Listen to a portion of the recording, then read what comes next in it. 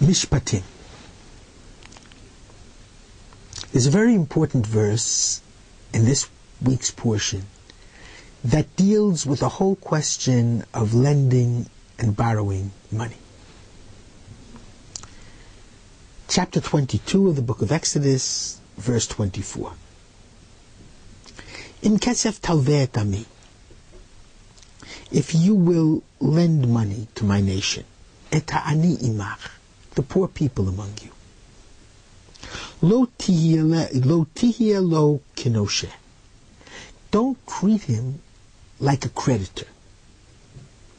Lo tisimun alav neshech, don't charge him interest. I'd like to ask a number of questions on this verse because it's a difficult verse. First of all, the verse opens in kesef talveh ami, which literally means if you will lend money to my nation. I translated it as Rashi does, when. Because Rashi says there are 3 or 4 places in the Torah where we take the word im that usually means if, and we translate it as when. But the Bible wants us to lend people money. The Bible tells us, Patoach tiftach et yadecha, open up your hands wide. So why does it use im that usually is translated as if, and make it sort of voluntary rather than necessary? Secondly, the language is strange. In kesef talveh ami, when you will lend money to my nation, et ha'ani imach, the poor people among you. Make it much shorter. In kesef talveh et ha'ani imach, when you will lend money to the poor people among you. It's an inelegant manner of expressing itself. Thirdly, lo tihye lo kenoshe. You shouldn't be towards him like a creditor.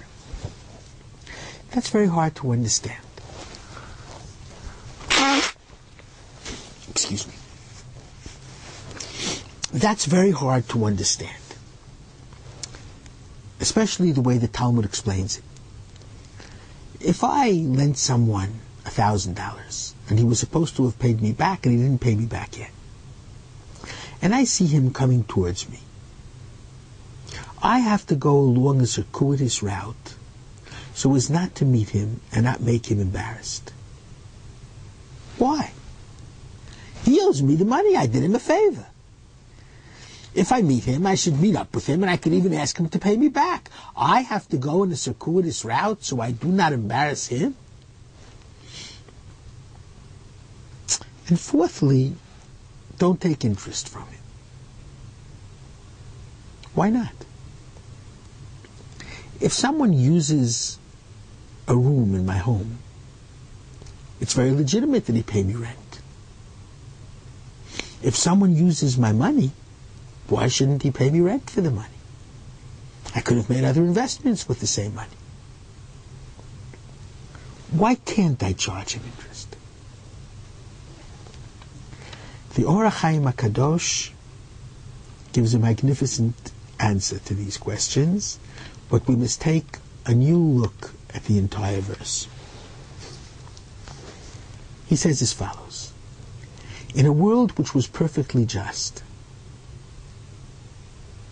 no one would have extra funds. Everyone would have precisely what he needs in order to feed himself and his family and keep a roof over their heads. This world, however, is not so just. And there are people who have more than they require, and there are people who have less than they require. And the Or HaChaim HaKadosh ingeniously translates the verse as follows: in kesef talveh ami, if you are able to lend money to my nation, which means you have more than you require, don't think you deserve such a big yasher koach, such a great pat on the back. Understand, says God, your extra money actually should have gone to the poor person if the world were a completely fair one. Therefore, et ha'ani imach, the extra money that you have actually belongs to that poor person. Therefore, if you lend to him, you're only really giving him what is truly his. Hence, lo tihya lo kenoshe. You're acting in trust with the money.